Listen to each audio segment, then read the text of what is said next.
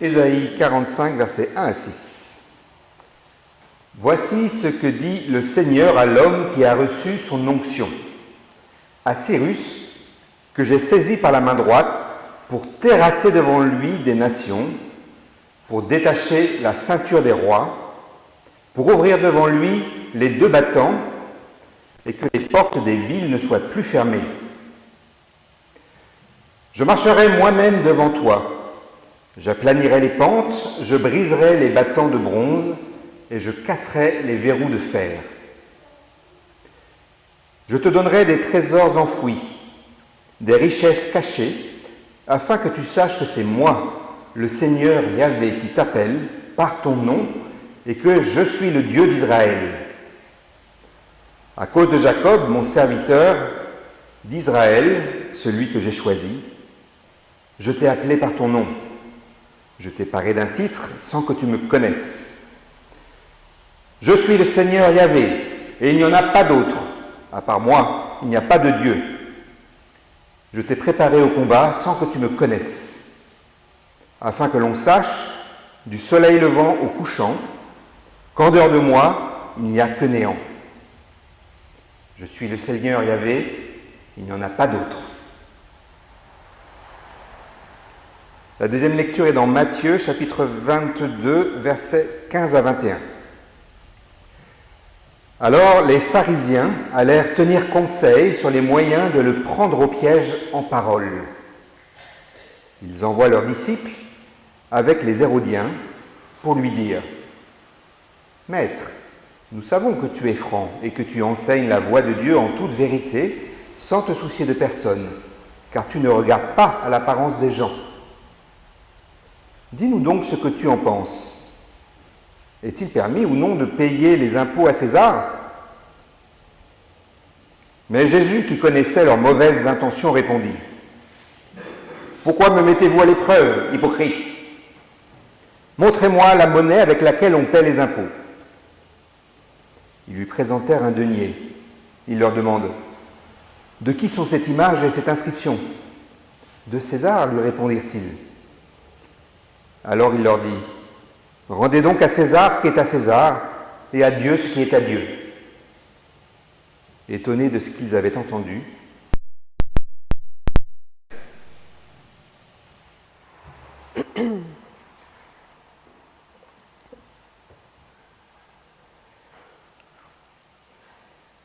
il faut s'imaginer dans le temple de Jérusalem, lieu de culte, lieu de vie, lieu central dans Jérusalem, lieu politique, avec une multitude de gens qui vont, pour des différentes raisons religieuses, pour des sacrifices, pour des prières, pour un enseignement.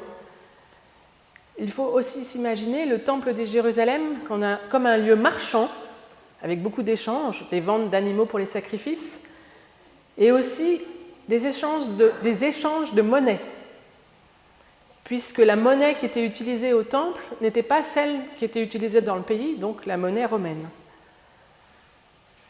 Et là, maintenant, dans le texte, nous sommes avec Jésus, probablement dans le forum, dans le temple. Il est là, il enseigne. Il répond aux disciples ou à ceux qui l'écoutent parler en parabole. Alors, la parole circule librement, et on peut aussi imaginer qu'elle peut revenir aux oreilles du grand prêtre. Puis, arrivent de manière préméditée les disciples des pharisiens et des Hérodiens, nous dit le texte. Alors peut-être suis-je influencé par l'atelier théâtre qui vient de commencer à la rencontre, l'atelier sur les actes de Pilate, mais je trouve que cette scène, la façon dont elle est racontée, est très théâtrale, avec une intrigue qui se noue autour du piège en parole tendu à Jésus. On pourrait presque parler d'un guet-apens théologique et juridique. Et au niveau des mouvements et de la mise en scène du récit, il y a bien une entrée et une sortie des protagonistes hérodiens et pharisiens qui viennent pour piéger Jésus. Et à la fin, ils partent étonnés sans voix, Le texte nous dit même « ils le laissent », alors qu'ils étaient venus pour le piéger. On peut penser bien sûr aussi que les Hérodiens et les pharisiens, enfin les disciples des pharisiens, entrent de manière assez ostentatoire dans le temple pour venir l'interroger. Les pharisiens sont dépeints dans l'évangile de Matthieu de manière peu flatteuse, comme des religieux très observants et conservateurs, soucieux de leur apparence, de leur statut. Par rapport à l'argent, ils sont considérés comme riches et peuvent acheter par exemple des charges de collecteurs d'impôts. Ils peuvent aussi peut-être affirmer que la domination romaine est une punition divine. Les Hérodiens, eux, sont des partisans d'Hérode, donc souverain, fantoche, au service de l'Empire romain. Sanguinaire, il a aussi participé à la construction du temple, du nouveau temple. Ils sont riches et ils ont intérêt à ce que le régime en place perdure pour garder leurs intérêts. Donc a priori, ces deux groupes n'ont pas grand-chose à faire en commun, si ce n'est le goût du pouvoir, de l'argent et la volonté de piéger Jésus. Ils viennent l'interroger en le flattant. « Nous savons que tu es franc et que tu enseignes la voie de Dieu en toute vérité et sans se soucier de personne, car tu ne regardes pas l'apparence des gens. » D'entrée de jeu, nous voyons que Jésus est à l'opposé de leur pratique, de leur façon d'être, et il les démasque aussitôt. « Pourquoi me mettez-vous à l'épreuve, bande d'hypocrites ?» Les pharisiens et les Hérodiens interrogent Jésus. Ils l'interrogent sur le plan de la loi. Est-il permis ou non de payer l'impôt à César ? Et cette question, qui est une question fermée, est-il permis, oui ou non, devrait se refermer comme un piège pour Jésus, car quelle que soit la réponse, Jésus perd. S'il répond oui, c'est les pharisiens qui lui tombent dessus, avec pour motif l'apostasie, c'est-à-dire de renoncer à la religion juive. En payant l'impôt, il soutient l'empereur romain et son culte. S'il répond non, les Hérodiens peuvent l'accuser de rébellion contre l'Empire romain en lui reprochant d'être intégriste ou zélote. Mais on le voit, Jésus détourne habilement le piège en leur demandant à voir la monnaie avec laquelle il faut payer l'impôt, donc la monnaie de César, celle qui est dans leurs poches respectives et qui est à l'effigie de César, ce qui signifie implicitement qu'ils cautionnent et vivent de cette occupation romaine. Dans le temple, l'autre monnaie qui est utilisée, c'est le sicle. Et c'était vraiment celui qui était utilisé pour acheter, par exemple, les animaux pour les sacrifices ou pour donner. Donc il y a vraiment ces deux types de monnaie. Alors, que signifie, dans ce contexte, « Rendez à César ce qui est à César et à Dieu ce qui est à Dieu ». On a l'habitude d'entendre « Rendez à César ce qui est à César », qui est entré d'ailleurs dans notre langage commun, c'est-à-dire rendre à chacun selon ses mérites. Mais on a quand même peu l'habitude d'entendre « rendre à Dieu ce qui est à Dieu ». Alors pour les pharisiens, rendre à Dieu ce qui est à Dieu, c'est-à-dire, en d'autres termes, à Dieu seul la gloire, on pourrait dire, signifie que leur apparence, leur statut tombe. Ce n'est pas à eux que revient le mérite, la gloire, l'édification religieuse, par une conduite observante qui conduirait à Dieu, qui les met en avant au-dessus des autres hommes, parce que plus saints, parce que plus religieux, parce que pratiquant plus de rituels, parce qu'étant très conservateurs. Rendez à Dieu ce qui est à Dieu, les découvre de tout l'apparat liturgique et religieux, c'est-à-dire qu'ils redeviennent des simples humains, nus devant Dieu. Pour reprendre les réflexions que nous avons eues sur nudité et vêtements cette semaine avec Corinna Combé-Galant, ils sont nus devant Dieu, comme des vers, sans avoir revêtu le Christ ni l'habit de la grâce. Pour les Hérodiens, rendre à César ce qui est à César, c'est aussi remettre tout l'argent, toute la fortune qu'ils ont fait dans ce contexte de l'occupation. Ils sont aussi ainsi dépouillés de leurs prérogatives, de leur pouvoir. Ils sont aussi nus, sans aucun pouvoir. Rendre à César ce qui est à César, c'est aussi rendre l'importance de la loi, de la chose publique, et ici la paix romaine. Alors on pourrait dire, en rendant à César ce qui est à César et en rendant à Dieu ce qui est à Dieu, qu'il n'y a plus, pour paraphraser Paul, ni hérodiens ni pharisiens, il n'y a que des hommes dans leur condition humaine, dans leur nudité, dans leur égalité face à Dieu et face à Jésus. La réponse de Jésus est sans appel, elle nous interroge, car elle met sur le même plan les deux comportements, que ce soit le registre spirituel ou plus citoyen, les hypocrisies, les aliénations spirituelles et économiques par un petit nombre sur le plus grand nombre. Et on voit ces hommes démasqués, dénudés, ils sont sans voix et n'ont pas d'autre choix que de partir. Et ce sont bien ces pharisiens et ces hérodiens qui, in fine, malgré eux, reçoivent, éprouvent la réalité de l'enseignement du Christ. Ils viennent de faire l'expérience de ce qu'ils ont annoncé au départ en flatterie sur Jésus. Nous savons que tu t'adresses à chacun, chacune, en vérité, et que tu montres la voie de Dieu. Et Jésus, là, les renvoie dans leurs croyances, dans leurs apparences, dans leur système, mais sans les enfermer. Il leur laisse la possibilité de cheminer avec sa parole. Et on pourrait dire que c'est la fin du premier acte. Début du deuxième acte. Après le départ des disciples des pharisiens et des hérodiens, ils restent sur la scène de manière symbolique dans le temple Jésus, Dieu et César. Et s'offre à nous ainsi une méditation théologique sur notre statut de chrétien dans le monde. Que signifie, dans notre vie aujourd'hui, rendre à César ce qui est à César et rendre à Dieu ce qui est à Dieu? Symboliquement, Jésus est le trait d'union entre Dieu et César. C'est lui qui fait le lien entre le pouvoir céleste et le pouvoir terrestre.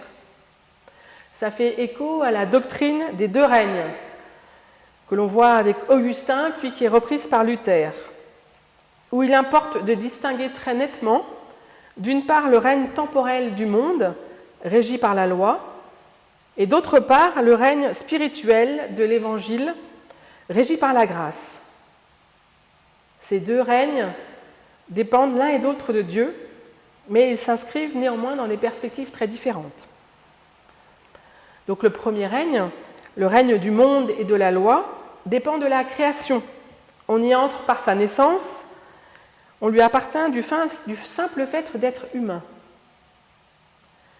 Des lois naturelles ou sociales le gouvernent.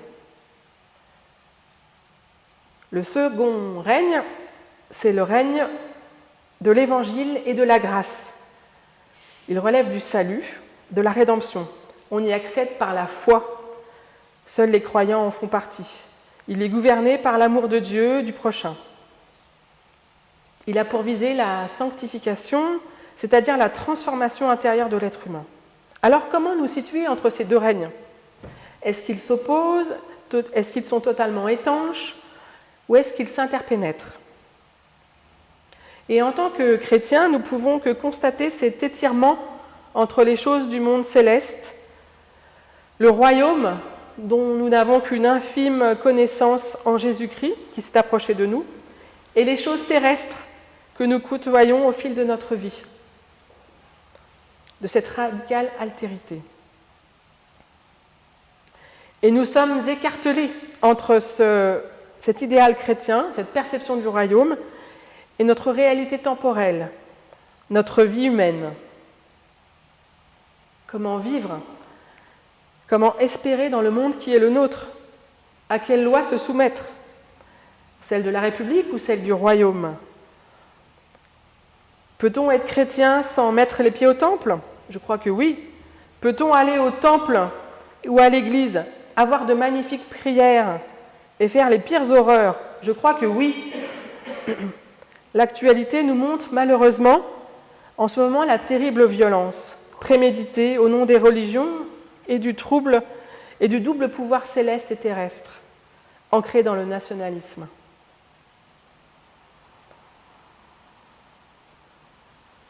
Par ailleurs, comment vivre avec cette perception de toute la pauvreté autour de nous et en même temps se sentir impuissant? Qui irait donner toute sa maison, ses vêtements? Comment vivre avec notre idéal évangélique? Ce sont des questions qui nous traversent, qui nous travaillent et façonnent notre vie. Et je crois qu'on ne peut être que dans la recherche d'un certain alignement, d'une certaine cohérence, et de suivre Jésus, qui est le chemin, la vérité, la vie. Par son incarnation, il est le trait d'union entre les deux règnes, entre le ciel et la terre. Il nous donne de vivre notre humanité en Christ. Et qu'est-ce qu'il nous enseigne? Il nous enseigne la gratuité du salut pour tous et pour chacun, quel que soit notre statut. Il nous enseigne dans la vérité le chemin de Dieu pour chacun, chacune, quelle que soit notre condition, quel que soit notre visage. Est-il contre le temple? Non, il ne s'oppose pas au temple, ni à la loi, ni au sacré.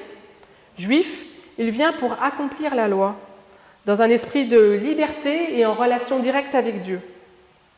Et il nous engage à vivre dans notre monde, dans notre temps, avec cet esprit de liberté. Il nous invite à être en relation les uns avec les autres, avec les hommes et les femmes de notre temps, dans la joie, pour que notre vie soit à la gloire de Dieu. Est-il contre Rome? Jésus ne considère pas le pouvoir de l'occupant romain comme une dictature à abattre. Il ne prêche jamais la révolte, mais il prêche inlassablement l'amour du prochain, la justice et la paix. Alors nous ne pouvons pas parler de deux entités différentes. Le royaume de Dieu s'est abaissé jusqu'à nous en Jésus-Christ, c'est-à-dire que notre vie devant Dieu est totalement ancrée dans le terrestre, mais aussi ancrée dans la perspective du royaume, vivifiée par l'Esprit. Soumis aux lois de notre pays, nous ne sommes pas moins libres intérieurement, détachés par notre foi en l'appartenance au royaume. Et avec, bien sûr, la séparation de l'Église et de l'État depuis 1905, nous ne pouvons plus mélanger les genres entre politique et religieux, et c'est très bien, ce qui limite les tentatives de corruption, les petits arrangements, mais aussi les tentatives de museler nos libertés individuelles à cause d'une religion. À plus petite échelle, nous voyons dans notre paroisse, nous rendons compte à la République de notre statut d'association cultuelle. Nous ne pouvons pas nous détacher des contingences matérielles, ni des lois dans lesquelles nous vivons. Nous ne pouvons vivre hors sol dans la béatitude évangélique. Nous appartenons à ce monde. Et c'est une mission importante de notre conseil presbytéral que de gérer cette réalité. Et je crois que la façon dont nous prenons soin les uns des autres, mais aussi des bâtiments, des finances, de notre maison, c'est un signe à la fois de notre appartenance à l'Église protestante unie, bien ancrée dans le monde, et en même temps, bien sûr, à l'Église unie, à l'Église du Christ, à l'Église de Dieu, invisible.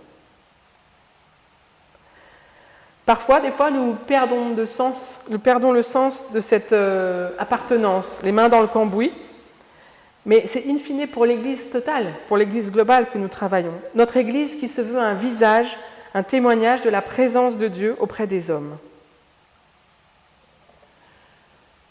Je crois que parfois aussi, nous perdons de vue la présence de Dieu dans nos vies, dans notre existence.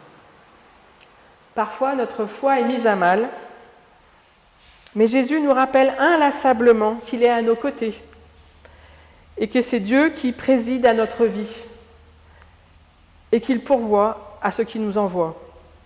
Alors oui, rendre à Dieu ce qui est à Dieu, c'est reconnaître que Dieu est premier, qu'il nous donne la foi, c'est s'en remettre en confiance, chacun, chacune, pour notre existence, pour notre Église, pour notre communauté. Dieu conduit son peuple. Il nous donne la force de faire ce qu'il nous demande de vivre, de construire un monde plus juste, de paix, à sa gloire. Et là, si je file la métaphore du théâtre, on pourrait imaginer à la fin le chef de chœur qui dirait « Soyons en paix et joyeux de cette grâce de Dieu, inconditionnellement offerte. À Dieu seul soit la gloire. Amen.